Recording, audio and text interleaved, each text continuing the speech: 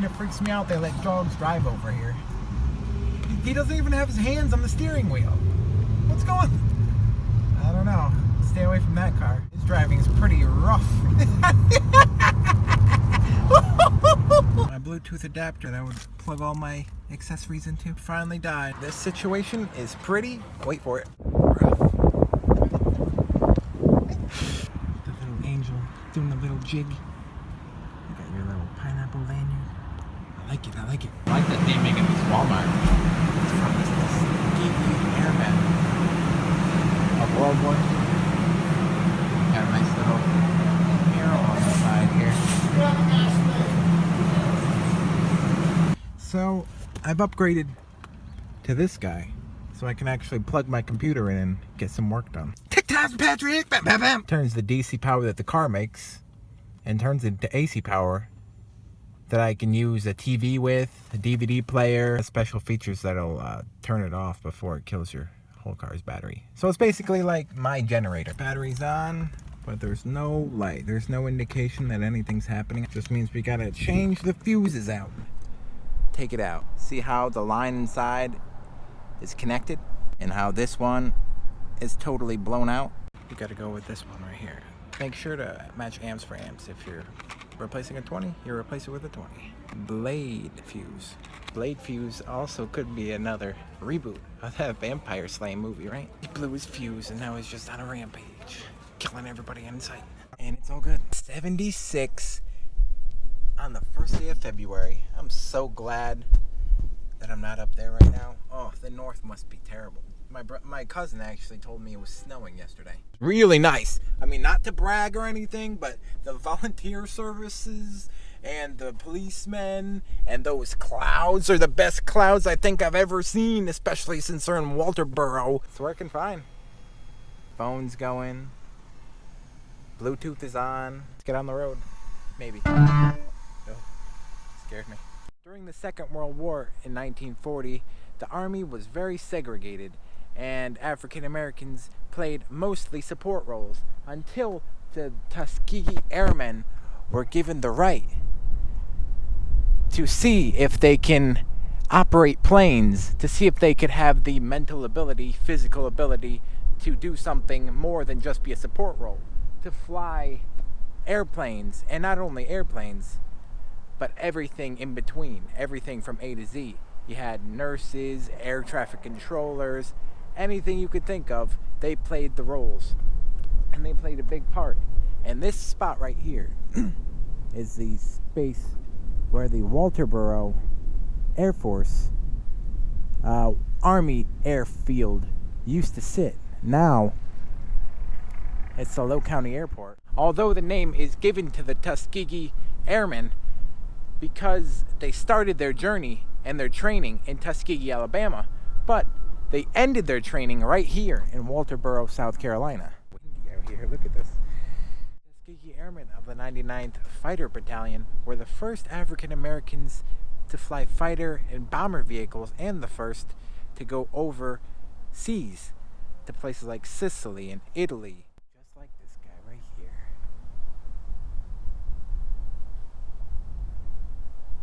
Were given the chance to prove themselves, and boy did they.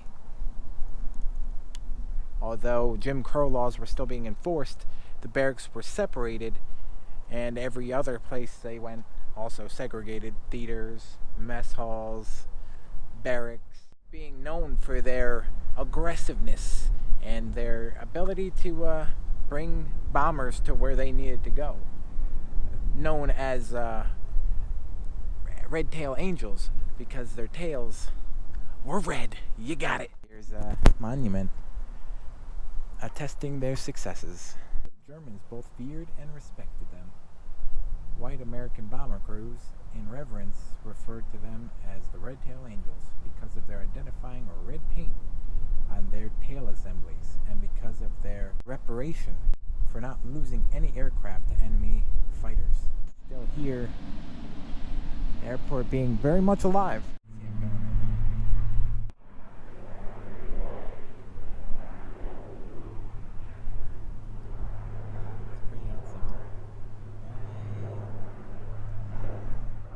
There's a little map map look of what it used to look like.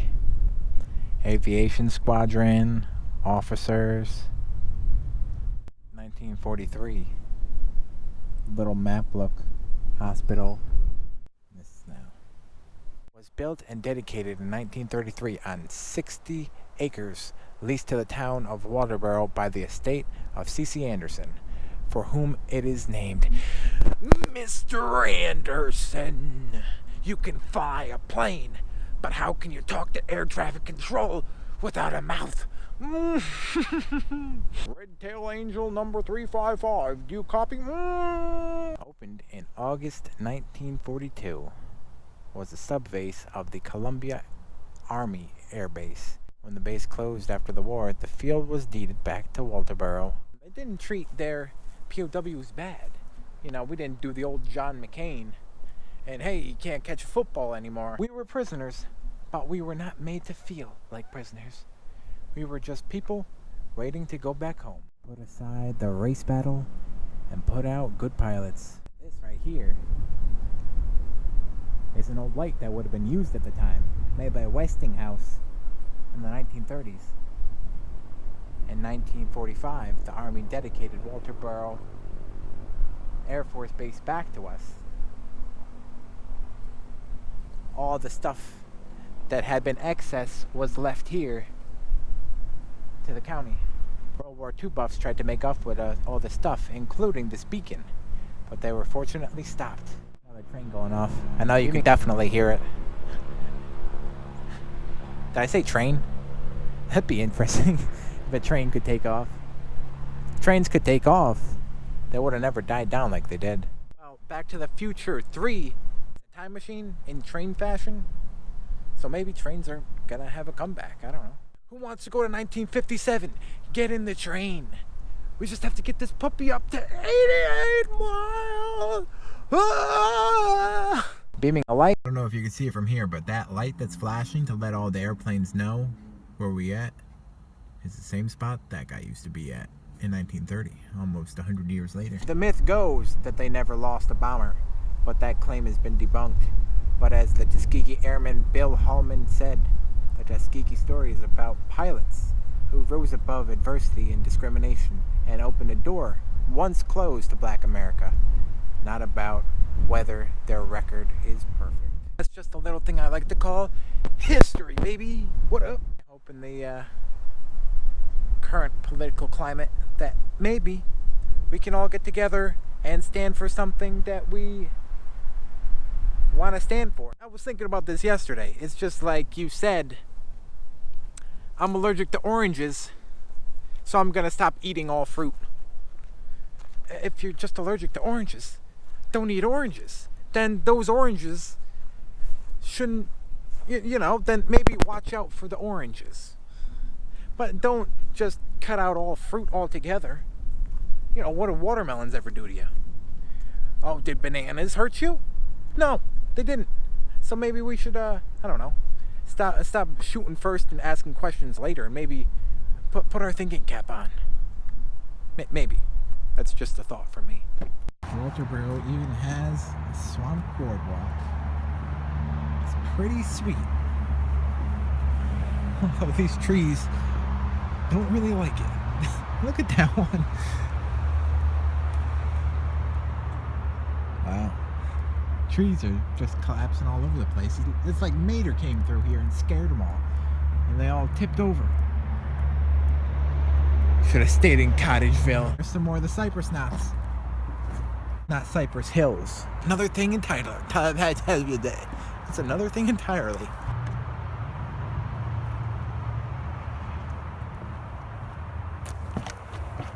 I really like them. I like the swamp boardwalk. But it ends right here. And you have another choice. But I chose the road less traveled by. And to think, all this might not be possible if it weren't for Mr. George B. Hartzog Jr., the youngest licensed Methodist preacher in South Carolina. Eventually rose to being the director of the U.S. National Park Service in 1964. What up, George? Wonder if there's any relation to Werner. You know, Werner Herzog. Looks like some of these trees might have actually taken out some of the walkway here, because all this is new. But that is old, and these are cut. So I'm thinking one of these must have fell without anybody hearing it. And you know how the South feel about the Second Amendment, so I am bare my arms. Welcome to the country, baby. And the pineapple's gonna get some sun sometimes too. Looks like these guys are having fun now. Enjoying the nature. Thank you guys for watching. Remember to fly like an eagle and watch sunsets, and I'll see you tomorrow.